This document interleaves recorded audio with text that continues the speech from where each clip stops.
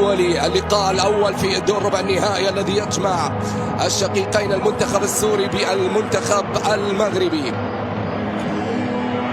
مباراة كبيرة منتظرة هنا مشاهدينا متابعينا في كل مكان في استاد خليفة الدولي.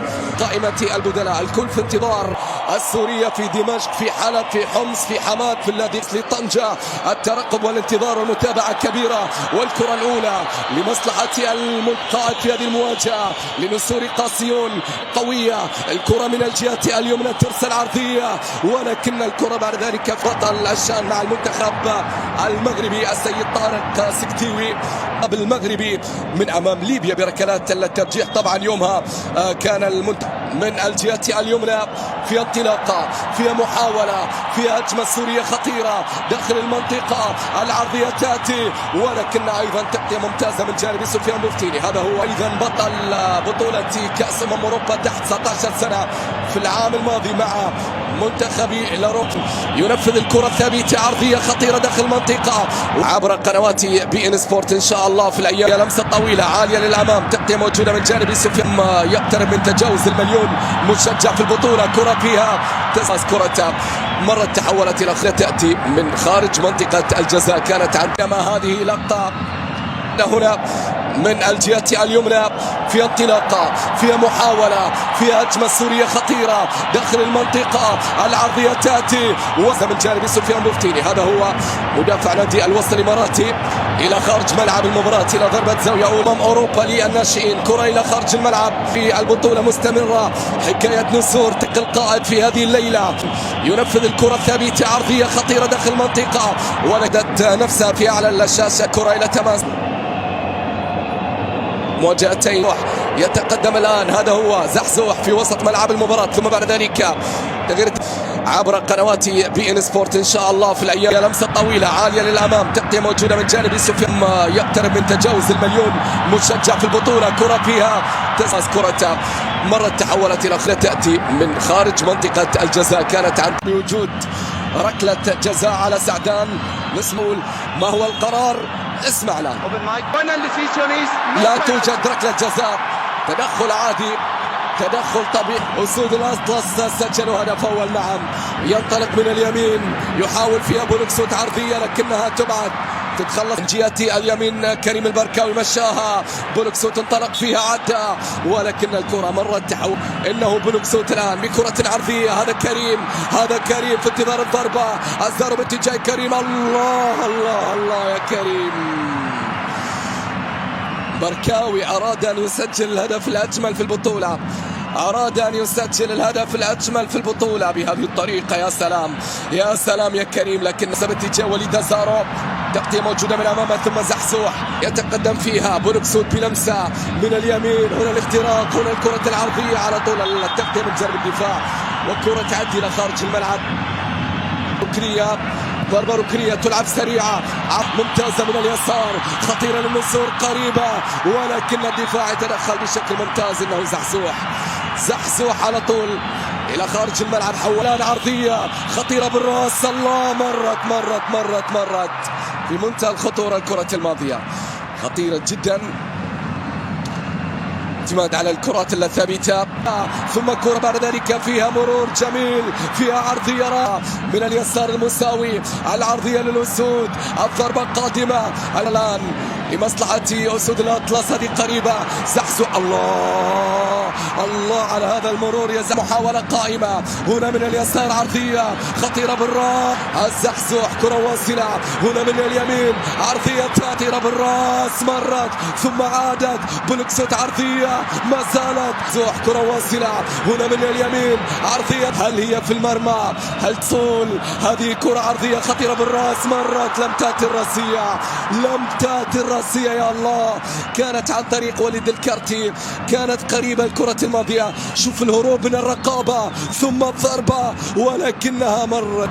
الدقائق الخمس الأخيرة هنا على نهاية شوط للمنتخب المغربي. هذه عرضية خطيرة. الله على هذا الكنترول يا أمين، تفعل يا أمين في الجهة اليسرى. الله على هذا الاستلام، الله على هذا الكنترول، الله على كرة المعلم، الله على هذا الفن، الله محمود المواس الآن الكرة العرضية هذه خطيرة على واحد ممكن يمر مساوي والعرضية خطيرة سوري إنه محمود يتقدم يصوب يضرب بتسديدة قوية يا كريم يا كريم يا كريم عرضية خطيرة داخل المنطقة زحزح 1 على 1 أمين بكرة العرضية زحزوح كلمسة فيها محاولة وليد أزارو عرضية هذا هو ضربة البداية. إذن يبدأ الشوط الثاني مشاهدينا متابعينا في كل مكان بدون لمصلحة المنتخب المغربي. الآن هذه عرضية خطيرة داخل المنطقة ما زال هذه اللمسة خطيرة للمنتخب السوري بعد ذلك قوية ولا يقصى اليسار هذه المحاولة المساوي عرضية خطيرة الضربة قد تأتي الآن بولكسود قوية هي كانت الكرة العرضية من جانب بولكسود صدمت في المدافع للمنتخب المغربي. كرة ملعوبة عرضية خطيرة بالراس ما زالت سفيان يحاول سفيان يعيدها ثم بعد ذلك قوية ترجع مرة أخرى قوية الله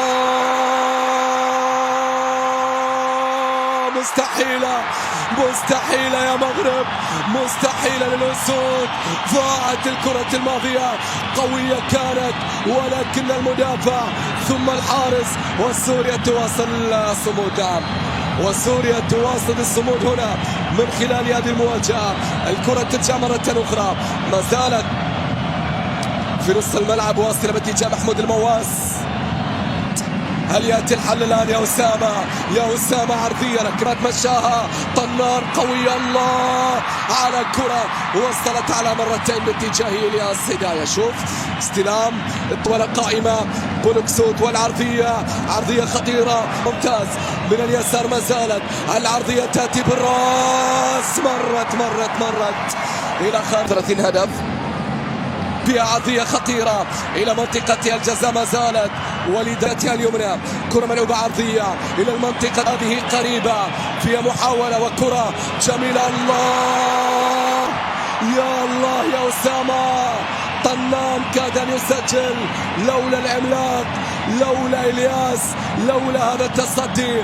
يا له من عملاق يا له من إلياس في اللقطة الماضية على طنان والعرضية ما زالت مغربية الله. هذه اللقطة وهذه الكرة واصلة عرضية خطيرة داخل المنطقة ثم زالت المحاولة إلى طنان العرضية تابع ركنية الآن كرة ملعوبة عرضية خطيرة بالراس الله. هذا التحليل إلياس هداية قانون إنه جبل قاسيون هنا يتألق. يا لها من ردة فعل يا له من تصدي كانت رايحة حريمات يرتقي حريمات بالراس لا والله لم تكن من حريمات بل كانت من سعدان. نعم في نص الملعب جميلة رائعة شويعر حاطها 1-0 لأسود الأطلس 1-0 عن طريق وليد أزارو. هناك مهمة لم تكتمل وجاء من أجل الأسود في هذه المرة. إني أرى أسود قادمة إني أرى أسود هائجة أسود تريد اللقب أسود تريد أن تعتلي عرش البطولة. وليد أزارو يسجل الهدف الأول رب ضارة نافعة جاء كبديل ليمنح المغرب بطاقة العبور بطاقة التعاون.